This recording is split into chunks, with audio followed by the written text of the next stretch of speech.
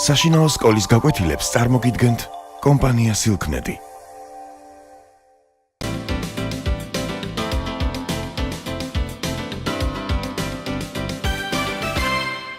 მოგესალმებით. ჩვენი გაკვეთილის თემა სისხლის წნევა და მისი რეგულაცია. დღეს ჩვენ შევეხებით იმაზე საუბარს, თუ როგორ შეიძლება მოხდეს სისხლის წნევის რეგულაცია და რა იწვევს სისხლის წნევის წარმოქმნას. პირველ რიგში უნდა აღინიშნოს, რომ რა თქმა უნდა ნებისმიერი მახასიათებელი, ნებისმიერი ფიზიკური მახასიათებელი და მათ შორის წნევა, რომელიც დამოკიდებულია სისხლის მოძრაობაზე სისხლძარღვებში, პირდაპირ კავშირშია გულის მუშაობასთან. გულის მუშაობასთან, რომელიც წარმოადგენს კუნთოვან ორგანოს, გარკვეულ ტუმბოს, რომელიც სისხლს გადაკაჩავს სისხლძარღვებისაკენ და რომელშიც ბრუნდება სისხლის სისხლძარღვებიდან. ჩვენ წინა გაკვეთილებში საკმაოდ კარგად განვიხილეთ, თუ როგორ ხდება სისხლძარღვებში სისხლის მოძრაობა, როგორ ხდება გულის მუშაობა და რა პრინციპზეა ის დამოკიდებული. დღეს ჩვენ განვიხილავთ იმ საკითხს, რომ თუ როგორ ხდება გულის მიერ სისხლის წნევის წარმოქმნა. გულის მიერ სისხლის წნევის წარმოქმნა გულისხმობს იმას, რომ თუ რა ძალით გადაკაჩავს გული სისხლძარღვებისაკენ სისხლს. ანუ რა ძალით მიაწვება სისხლი სისხლძარღვის კედლებს გულიდან გამოსვლის შემდეგ.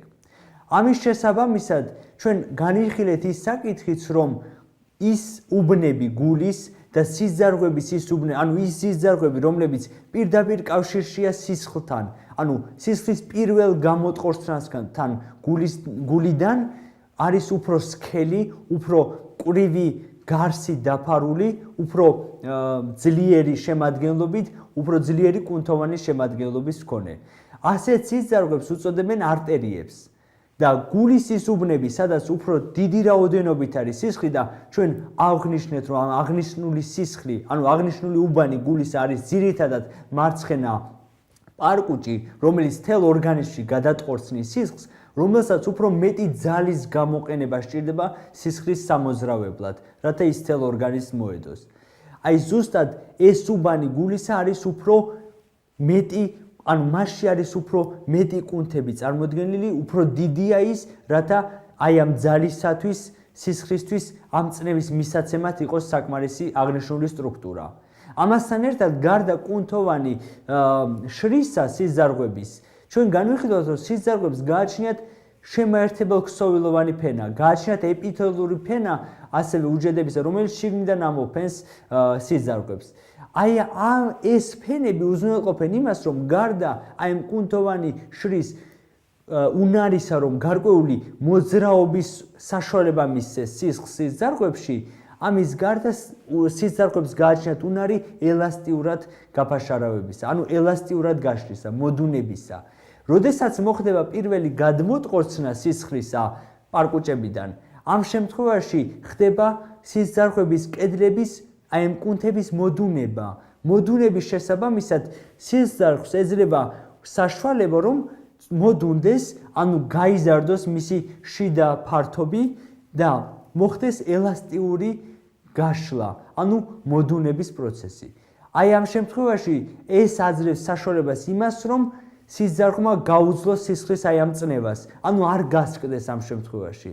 რაც უფრო სისხლძარღვები მიდის უფრო დაბალი რანგისაკენ, ანუ საბოლოო ჯამში კაპილარებისაკენ, არტერიებიდან კაპილარებისაკენ, სისხლის წნევა თანდათან ეცემა, რადგანაც ის ძალა, რომელიც გულის გამოტყორცნა მისცა სისხლის ნაკადს, თანდათან მცირდება.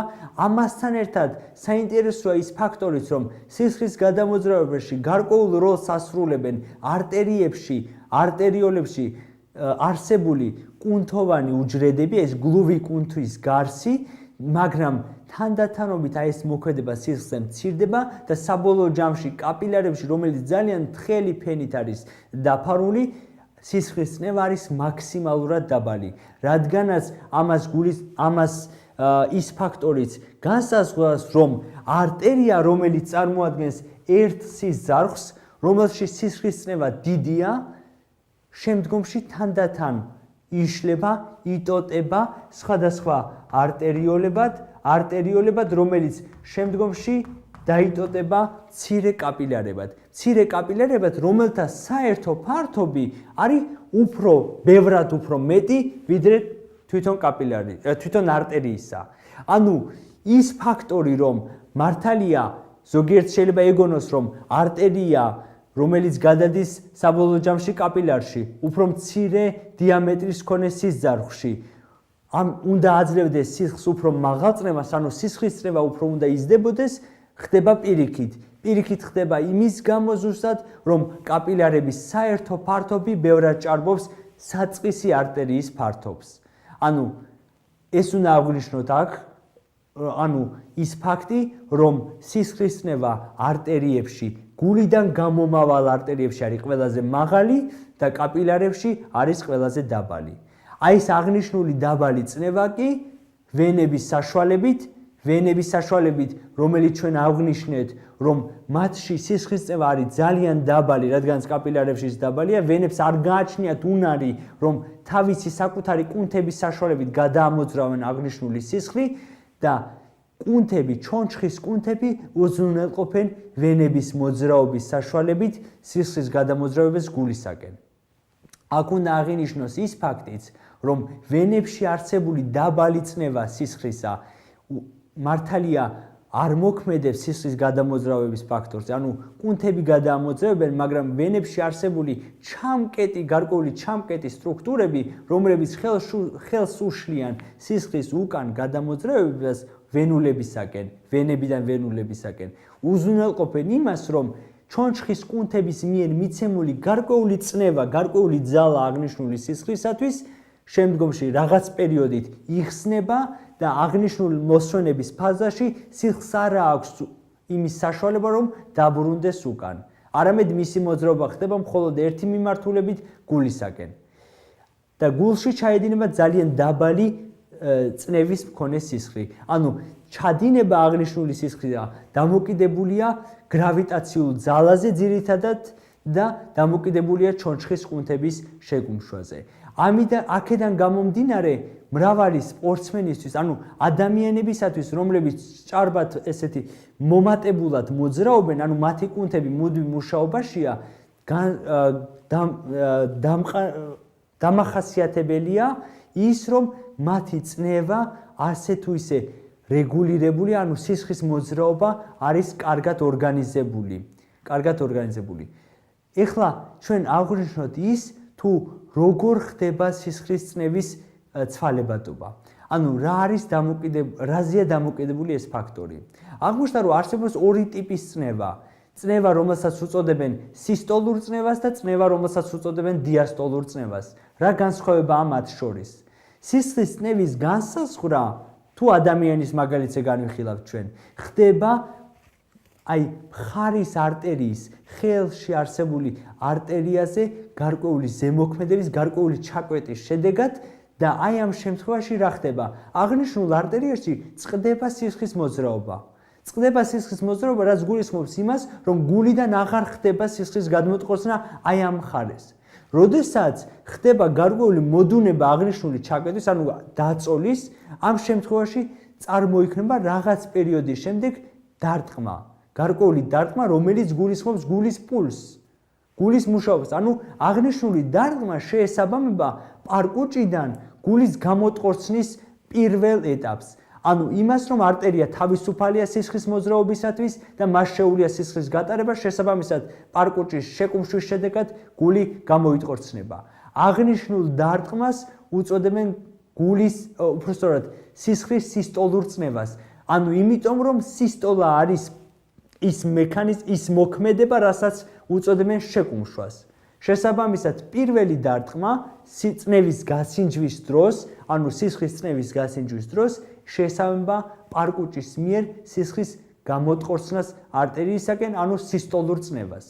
მაგრამ როდესაც თანდათან მოქმედება არტერიაზე მცირდება, ანუ არტერია თანდათან თავისუფლდება, რომ სისხლი თავისუფლად იმოძრაოს, რა თქმა უნდა, ეს დონე უბრუნდება ნორმალურ დონეს. და რაღაც ეტაპის შემდეგ შეიძლება ეს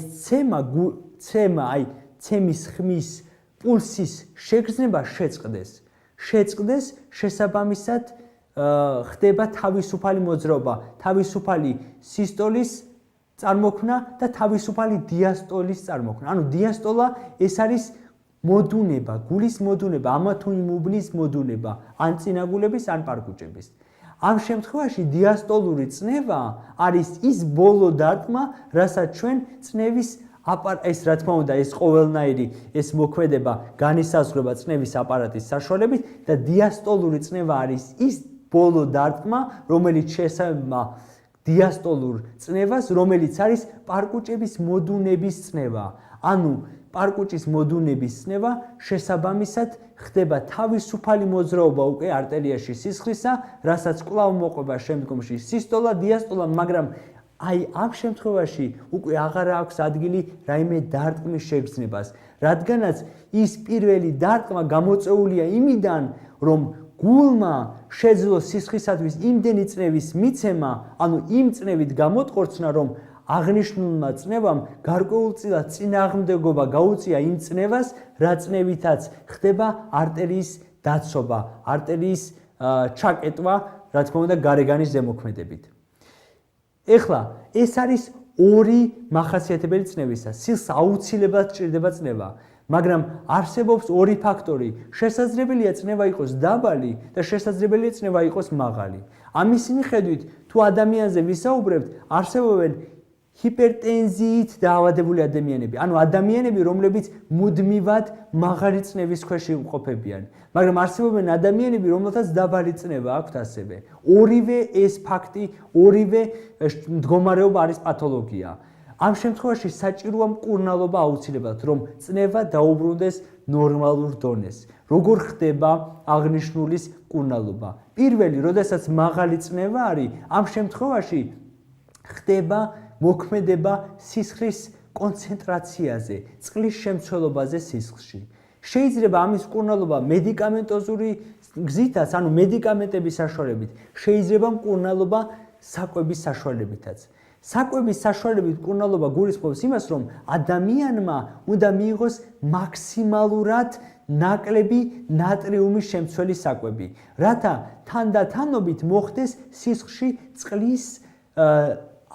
წყლის შემცირება, ანუ თირკმლების საშუალებით გამოყოფილი წყალი, რომელიც გამოიყოფა თირკმლების საშუალებით, თანდათან ამცირებს სისხლის კონცენტრაციას წყლის თვალთახედვით. ანუ უпростоრად სისხლი თანდათან თავისუფლდება წყლისაგან, ამიტომ ხდება წნევის თანდათან დარეგულირება, შემცირება. ამასთან ერთად საშუალებები, რომლებიც მოქმედებენ სისხლის წნევაზე, მედიკამენტები, მათ უწოდებენ უпростоრად მათ უწოდებენ დიურეზულ საშუალებებს, ანუ შარდის გამოყოფის ხელშემწყობ საშუალებებს. ხელშემწყობის საშუალებები, რომლებიც უზრუნველყოფენ იმას, რომ თირკმლებმა მაქსიმალურად ბევრი წყალი შთანთქონ სისხლიდან და მაქსიმალურად ბევრი წყალი გამოიყოს გარემოში. ეს ფაქტიც ასევე იმას გულისხმობს, იმას უზრუნველყოფს, რომ თანდათან დაიკლოს სისხლის წნევა. მაგრამ მეორე ეტაპზე, როდესაც სისხლის წნევა თანდათან მცირდება, ანუ დაბლა ვარდება, ესეც არის ასევე პათოლოგია, არის უაღრესად საშიში. უაღრესად საშიში და ამ შემთხვევაში საჭიროა არა გაზრდა წყლის გამოყოფის, არამედ პირიქით შემცირება. ამ შემთხვევაში ხდება ისეთი საშუალებების მიცემა, რომლებიც მოქმედებენ სისხლძარღვების გამტარობაზე, მოქმედებენ იმაზე, რომ რაც შეიძლება ნაკლები წყალი შეითვისოს თირკმელებმა სისხლისაგან.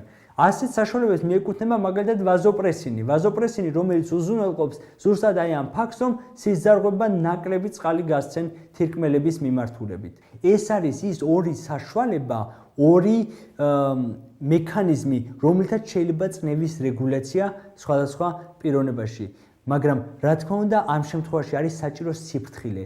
როგორც მაღალი წნევა მოქმედებს სხვადასხვა პათოლოგიებზე, ანუ შეიძლება სისხლძარღვების დაზიანება მოხდეს, გამოიწვიოს სისხლდენა, ასევე დაბალი წნევა მოქმედებს სხვა გზით. ანუ შეიძლება მოხდეს სისხლის მიუწოდებლობა სხვადასხვა ორგანოებისაკენ, ამ შემთხვევაში ერთ-ერთი მნიშვნელოვანია თავის ტვინის მომარაგება სისხლით და თქვენ იცით, რომ ამ შემთხვევაში შეიძლება ადამიანს გული წაუვიდეს, ან საერთოდ მივიღოთ ფატალური შედეგიც კი. ანუ წნევის რეგულაცია არის მუდმივად საჭირო სხვადასხვა მექანიზმებით. საჭიროა მუდმივი კონტროლი ამ მხრივ. დღეს ჩვენ განვიხილეთ წნევა, მისი რეგულაცია, განვიხილეთ სისტოლური და დიასტოლური წნევის განსხვავება, განვიხილეთ თუ როგორ წარმოიქმნება სისხლის წნევა, განვიხილეთ გულის ის მნიშვნელოვანი როლი ამ მექანიზმში, განვიხილეთ ის ფაქტი, თუ როგორ ხდება რეგულაცია წნევისა მაღალი და დაბალი წნევის შემთხვევაში. დღეისათვის სულ ეს იყო. დიდი მადლობა ყურადღებისათვის.